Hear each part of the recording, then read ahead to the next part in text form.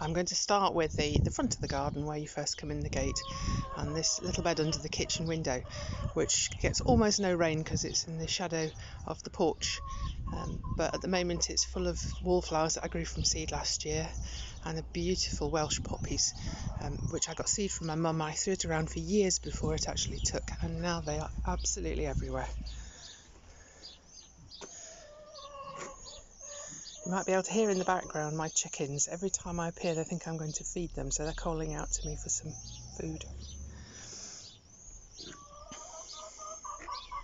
In the corner here is my teasing Georgia rose. It's one of David Austin's, and it is coming with buds.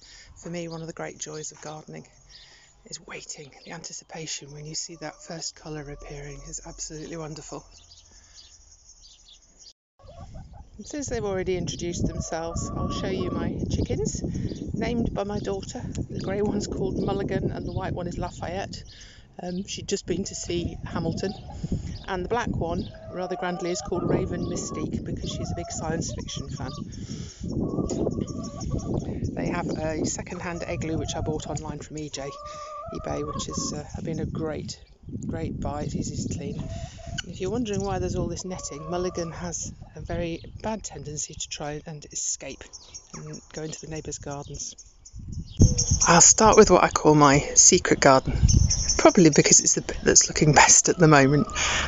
When we moved into this house, this area, this little front garden was just grass and a hypericum bush under the window. Very, very boring. And I had a dream that I could turn it into somewhere where I could sit in the summer and it would be full of scent. So we're back to this is the point at which I'm waiting for all sorts of things to burst into bloom. So this is my clematis Cézanne with a self-seeded Aquilegia coming up through the middle of it. They're absolutely everywhere. Rather beautiful though. Coming through the gate, more of the Welsh poppies and a very lush border. I tend to let most things that are pretty grow in this border because it's up against the privet hedge, and so I think if they're happy and they look nice, I will leave them well alone. I have a plum tree which for the first time in its life seems to have a large crop coming at the moment, so I'm keeping my fingers crossed that we will get plenty of plums from those later in the year. And earlier in the year this was all full of hyacinths, daffodils, all sorts of things. I'll take you around the corner in a minute.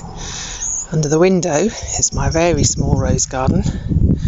Peonies, also ready to burst, but at the back there, we're on the 7th of May, and we already have a rose which has been in bloom for over a week now. This is Gertrude Jekyll, which has the most beautiful scent.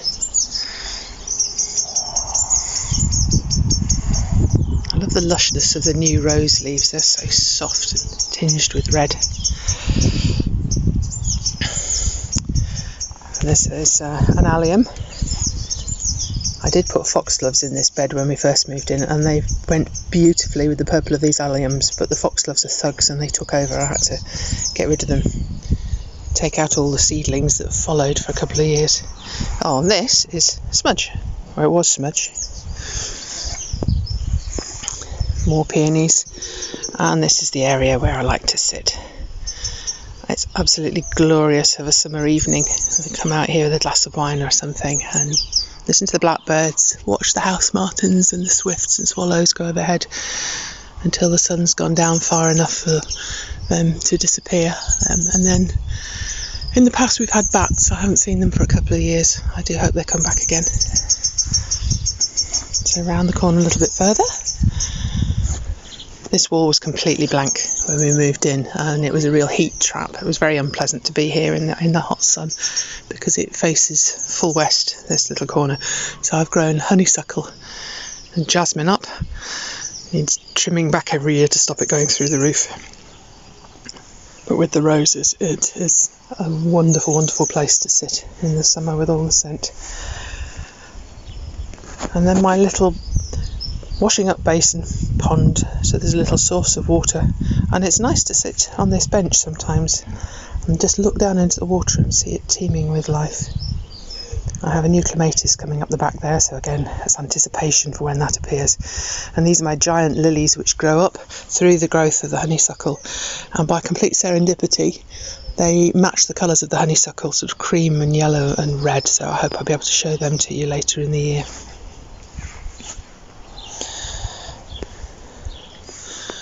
And the waterbutts everywhere. This lovely big viburnum bush, which needs to be pruned, now it's just finished flowering, was a gift from my husband's aunt. I love to have plants which remind me of people and places. You can walk round and relive so much. My hellebores. Now if you're wondering what that is, it's called the waspinator. I bought it from Barnsdale Gardens. It's essentially a bag full of plastic bags. It's supposed to persuade wasps that somebody already nesting here so that they shouldn't bother. I'm not sure whether it works. I'll let you know. And then down here, hellebores and pulmonaria, which the bees love and have these glorious spotted leaves. Pulmonaria, named for its appearance like the lungs, the human lungs, the sort of blotchy appearance. That comes from what was known as the doctrine of signatures, where people believed that you could use a plant medicinally for whatever it appeared to look like. So we'd use these for lung complaints. Here we have Smudge again, sitting under a rose called Deep Secret. It's the most beautiful, deep red, appley scented rose when it comes. But at the moment, it has these fabulous, new, soft, red leaves. So that's my secret garden. Turn the corner and it's a warts and all, because there is the rather ratty old gate which is needs to go to the tip. Of course, at the moment we can't do that. Well, I did say warts and all. So this is a screen that I've planted to try and hide the bin area. Magnolia stellata, which reminds me of a weekend my husband and I had away in Prague, where we sat in a cafe surrounded by potted Magnolia stellata. It was beautiful, beautiful scent. And a rose called Happy Child, which my mother gave me when my son was born and she became a grandmother. So this is the warts bit. Not very nice, but one of the more exciting bits for me. This is my hot bin, in which we put all our kitchen scraps, and it keeps things at a very high temperature so they compost very quickly, and you can put cooked scraps and things in as well. And then turning round past the rake I used to rake out the gravel and the chickens, Philadelphus, and I have always, since I was a small child for some reason, wanted an orchard with chickens. So these are my 3 little apple trees. Discovery on the left, russet apple in front, and then behind, beautiful Beauty of Bath, and they've past their best now, but the blossom on these has been absolutely phenomenal this year, so I'm very, very hopeful. That's Discovery. It's a rather grand title for a very small area of the garden, but it's the orchard. And the chickens are next to it, not under it, because I did try them underneath the trees. They just destroyed all the grass and pulled everything out. They are incredibly destructive animals. More warts. We aren't on mains gas here, and more water butts. But I've grown a rose called Gardener's Delight up this big north-facing wall, which has beautifully scented pink flowers later on in the summer. And the rather wonky where I've used a pole that I happen to have. Not very pretty, hence the rope up the side. I'm going to try and get something to grow up it. North-facing walls are really difficult places to grow in. So I use the same principle here, that if something likes this place, self-seeds and looks alright, I leave it alone. So I have a self-seeded lemon balm on the right here. And then there is a geranium, which will be a deep, deep purple that my mother gave me. And it lives here on this north-facing wall all the time, even through the coldest of winters it survived, which really surprises me. My trimmed box bushes. That's a nod to my mother's garden. Her house has 2 big round box bushes that must be 150 years old now. So now I've got my own, and they will have a bit of a trim soon. More self-seeded Aquilegia coming up through the middle of lavender. Looking back towards the apple trees again, and Smudge is back in the shot. This area used to be a sandpit for my daughter. And when she got fed up of it, we turned it into a little garden, which she barely used. And when I said to her that she needed to do some weeding, she said, "It's my garden and I'm going to delegate that, you can do it." So I took it back, and it's now a little salad garden, which really keeps us going very, very well. You can see at the back the tall, that's a sorrel, which is a relative of the dock plant that's in bolted and going to seed at the moment, but if I cut those big flowers down, it will sprout again from the bottom. And then there is a red-leafed sorrel, parsley. I've planted some little lettuces in here as well. Essentially anything to keep us going in greens in the coming months. Quite worrying to know what we're going to get with the problems that Spain's been having, like our own with coronavirus, and that they produce vast proportion of our green vegetables. Behind the salad gardens is this quite tall, three-pronged potted gooseberry. This is one I took as a cutting when I did a training day in Brighton Gardens once. It's called Black Velvet. Really needs potting on sometime soon, but I've trained it to be 3 long tall stems that can go against a fence, which makes it much easier to pick them. And this rather more rampant bush, that's a josterberry, which is a cross between a blackcurrant and a gooseberry, I think. That was taken as a cutting from a friend's garden.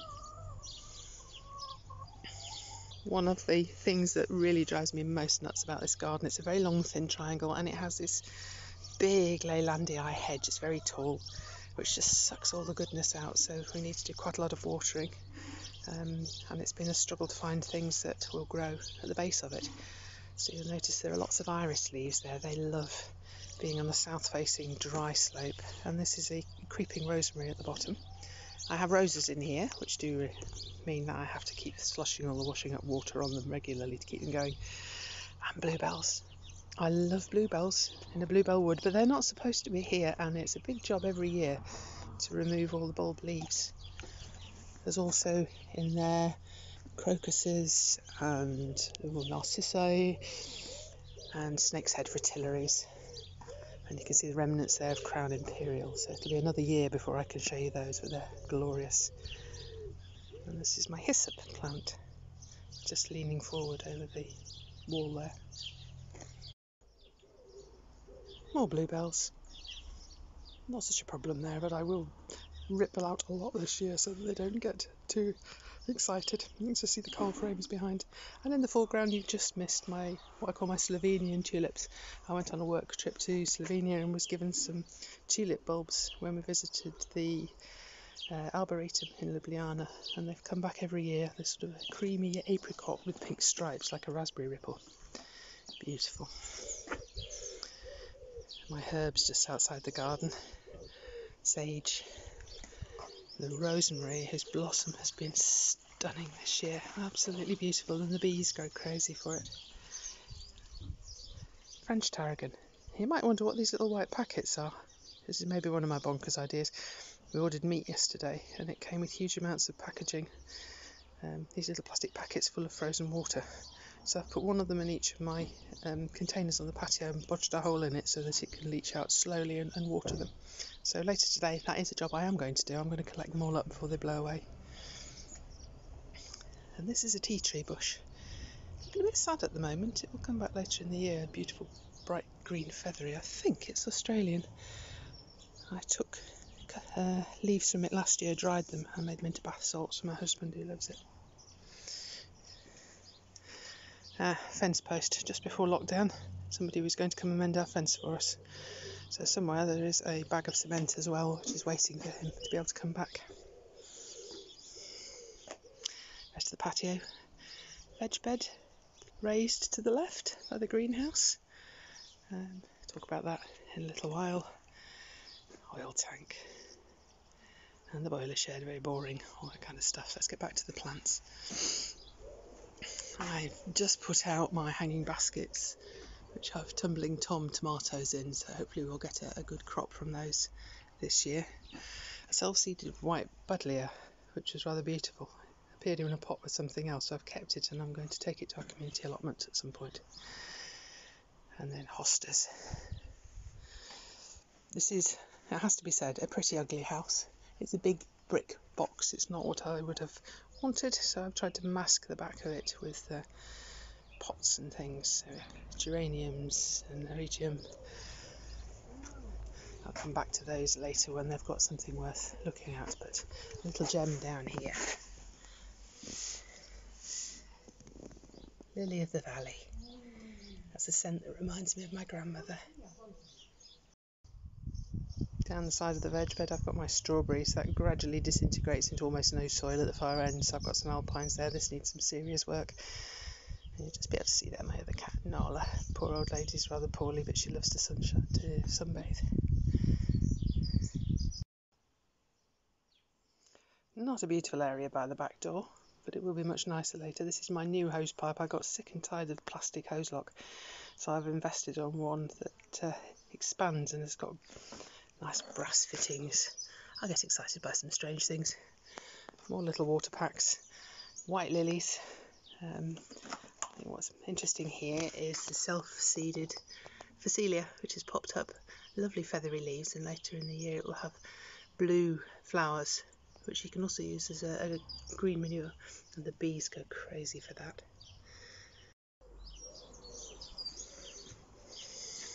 Coming up the arch onto the top garden. Oh, we have split level gardens. That sounds very posh, doesn't it? As you can see, it's a very long thin triangle, all sorts of things scattered all over the lawn, and the blackbirds have been pulling the soil out from the veg bed. If I turn around to the left here, you can see the back of my bay tree, also something it needs hacking back every year. And these are my original blueberries. The one on the left is going to have to go. It's got too old and it's dying back, but I've got new ones to replace them. And the thyme's just coming into bloom. Looking over towards the coal frames, past the quince tree. The bottles are full of beer. I got these from my local pub. It's the slops when they run through the pipes, and I'm going to use that for slug traps. This is one of the bits I worked on earlier this year, a little bit at a time to clear it all. The bigger plants to the left, that's garlic, which I planted back at the end of October, and then to the right I have onions, which went in a little bit later, I think. I wasn't sure if they were going to come through, but they did. And at the bottom, Grandpa's cress. It's a land cress, which was given me by Sally Cunningham, I think, a friend at Garden Organic. And coming around that way, that area is ready to plant out my beans when they come through. Courgettes, sweet corn, all that sort of thing. And coming round, this is one of the plants that pops up every year in this garden, is borage. I planted some from seed when we first moved in, and it's seeds everywhere. So I just pull out the ones I don't want, put them in the compost. But as you can see, hopefully here, it's absolutely adored by bees, and it has the most exquisite little blue flowers, which are really nice. They're edible, so you float them in a glass of water or something, or put them on a salad. They look wonderful. And behind are my globe artichokes. They come back year after year. I'm trying to move more towards perennials now. They require an awful lot less work. So if you notice, there's a lot of seeds coming through here. This is another job soon. I've mulched this bed so that I don't have to do quite so much weeding. And this strange frame on the top is an old, small greenhouse frame. The plastic kept ripping and blowing away, so I put it on the side now, and when I put my brassicas in here, I'm going to cover it with netting, so it's a frame that just holds everything up really. More artichokes and rhubarb at the back. That's a very shady corner, and the rhubarb's about the only thing that goes. But I have in my perennial bed put in some Jerusalem artichokes. Those will grow very tall. They look a bit like sunflowers, and they have a beautiful tasty root, which has unfortunate effects to your insides. This is my African kale. This is another thing that came from Wrighton Gardens. You just pick off the leaves as you go, and it's very hardy, manages through the winter, so every year I just take a piece of the growing point, stick it in a pot and grow on a new one, like the one at the base here. It's a new plant to replace for next year. So all being well, we'll have greens in the winter as well as through the summer with the salads. Strawberry flowers coming. And panning this way, this is a saxifrage, something that really does go well in an area where there's not much soil.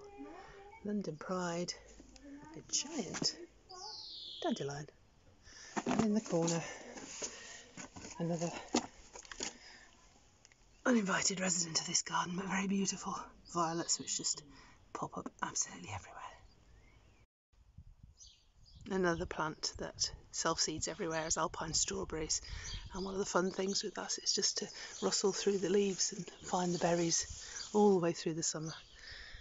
Tiny and really delicious underneath the fennel. My greenhouse. This is a very special place for me. I didn't have much choice where to put it. There weren't really many alternatives in the garden, so it's up against the wall on the shadier side of the garden. Not ideal, but my dad helped me to source it and to bring it back from the man who sold it to us, and to put down the slabs that it's on, so full of memories of him. And at the moment it's absolutely packed. I've planted out some of the tomatoes in these big tubs, and I've got lots more that I'm going to pass on to the neighbours. Chilies, spider plants. I don't know why I took my baby spider plant cuttings, because now I don't need any more, but they're there anyway. Chilies, seedlings of spinach, beetroot. I did like to grow unusual things, and this came from working at Garden Organic. I've got access to all sorts of stuff. So this is an ochre, which is a South American tuber. And in the corner here I have a pomegranate plant, which I grew from a pomegranate pip, and again that was after doing a training day. Courgettes, fairy light chilies, and some cuttings from one of my mum's vinca plants, which is very beautiful, and parsnips. This is a Vietnamese coriander, again from Brighton Gardens. I'm not working there anymore, so I have to look after this with great care to make sure I don't lose it. It's very easy to take cuttings, so I keep taking cuttings. I've got more plants. This is very tender. It's out in the greenhouse at the moment, but during the winter it's in the house.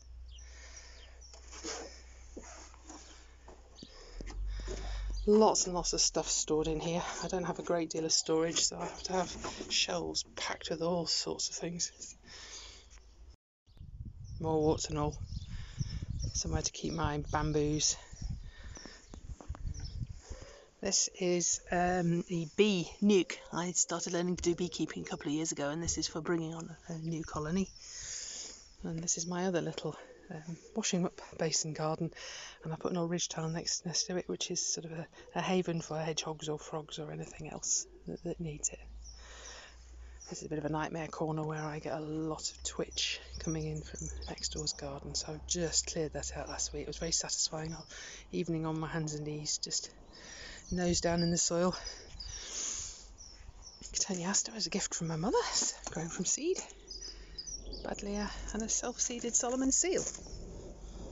That's rather a lovely plant as well.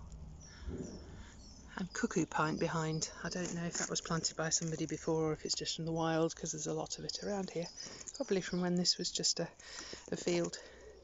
That's the buddleia, which will have huge white flowers later in the year. Pots which will have flowers. And the disconnected water pipe, which burst one winter, and we discovered that this spur to the garden had been put in illegally by somebody. So we're still waiting to actually work out how we can remove that. And these are my currant bushes, which again you can see I've grown as a screen up straight and in trident shapes. Makes them much, much easier to pick. So at the front here we have a red currant. They look like little clusters of grapes. They're just beginning to swell now. And then to the right I've got two gooseberry bushes. There again the fruit is just beginning to swell. You see that? Yeah. Again, the bees really, really love these plants. This is the compost area, the engine of the garden. So coming past the currant bushes and some more Solomon seal. This is the big mature plant that must have set the seeds for the other one. Behind the bird feeder.